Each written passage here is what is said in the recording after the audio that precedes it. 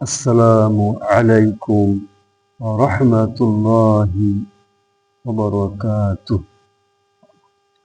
মহান রব্বুল আলামিন বলেন,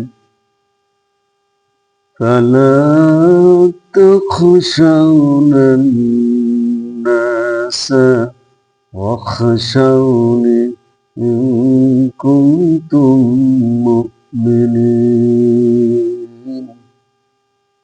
মহান রব্বুল আলামিন বলেন, তোমরা পৃথিবীর কোনো শক্তিকে ভয় করো না, পৃথিবীর কোনো মানুষকে ভয় করো না, বরং আমি আল্লাহ রব্বুল আলামিনকে ভয় করো, যদি তোমরা ইমানের দাবি পূরণ করতে চাও।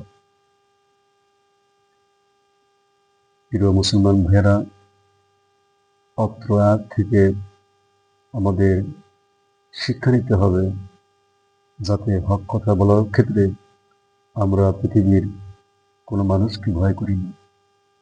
বিশেষ করে যারা আলেম আছেন, ওলামায়ে কেরাম আছেন, তাদেরকে এই আয়াতের ওপর আমল করতে হবে। আলেম নয়, অথচ হক কথা বলে। হক কথা বলার ক্ষেত্রে কখনোই পিছপা হয় না। অন্যায়ের বিরুদ্ধে, অসত্যের বিরুদ্ধে কথা বলতে হবে। তার কারণ আল্লাহ রব্বুল আলামিন মুসলমানদেরকে শ্রেষ্ঠ জাতি হিসেবে ঘোষণা করেছে। শ্রেষ্ঠ জাতির কাজই হচ্ছে মানুষের কল্যাণ করা, আর মানুষের কল্যাণই হলো ভালো কাজের আদেশ, অন্যায় কাজে নিষেধ। শরীফ ওসমান হাদি এই দেশের একজন বাঘ, বাংলাদেশের একজন বাঘ। তিনি কখনোই আপোস করেন না, অন্যায়ের বিরুদ্ধে তিনি কথা বলেনি, কারো রক্তচক্ষু তিনি পরোয়া করেন না, সে যেই হোক।